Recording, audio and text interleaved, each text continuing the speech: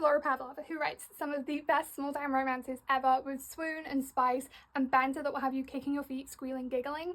I've got you covered on where to start. My credentials: my grad school entrance essay was written on Everly Thomas from Evermine, which was 10 pages long. Not only that, I did a full presentation on Ruby. Part of my small business designs for the Romance Reader Hopeless Romantic t-shirt came from inspiration from Laura's books and how she talks about the genre as a whole. One of my top moments of 2025 was meeting Laura in person, giving her the biggest hug, and I accidentally made her cry.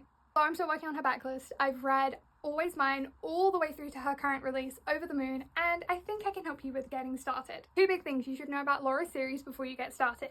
If you're an Easter eggs person, know that the found families always interconnect from series to series. The one thing I can guarantee you is that Laura will make you feel happy. There are two places you can start with Laura's books: Honey Mountain, which is where I would personally recommend, or you can go with the Magnolia Falls series route. Personally, I would recommend starting with the Honey Mountain series, which is following the Thomas sisters, starting with Always Mine. This is a small mountain town set in California, and these sisters lost their mum at a young age. Their dad is a fire chief. All of these sisters now live back in Honey Mountain, and these are their romances. Always Mine is book one. This is a firefighter romance following Nico and Viv. She is a baker in the small town, and he has been her best friend since they were kids. She recently goes through a breakup and asks him to show her what she's been missing, and boy does Nico come through. Then we're jumping to Cottonwood Cove, which is following the Reynolds family, who are the cousins of the Thomas sisters, and yes, you do see the Thomas sisters in here with some amazing cameos. This is much more of a coastal small town, and Under the Stars is definitely one of the most favorites in the series, which is a grumpy sunshine billionaire workplace romance. Wow, I did not expect to get so emotional reading this one. Then we're jumping to Magnolia Falls, and if you have read Cottonwood Cove, you know that Romeo is a secret sibling to one of the characters in that series.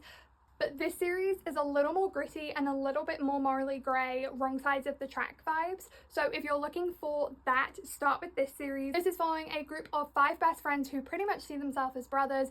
There was an incident when they were kids that landed 2 of them in jail, and the other 3 left to pick up the pieces. This one is a little more emotional, but the group texts in this one, I laugh every single time. We have Rosewood River, which is currently being published by Entangled Amara, and this is following our FMC siblings from book 4, Beating Heart. Book 1 is an enemies to lovers workplace romance, and as not an enemies to lovers person normally, Laura has me eating them up every single time. Do you see these sprayed edges? These are only on the first print run, so make sure you run and grab them while you can. If you're looking to go into a complete standalone series where it's set in a remote location of Alaska, try You, Me and Forever, which is book 1 in the Blushings Alaska series, and you can catch up before Love You Mean It comes out later this year. That's my guide to the queen of small town romance, Laura Pavlov.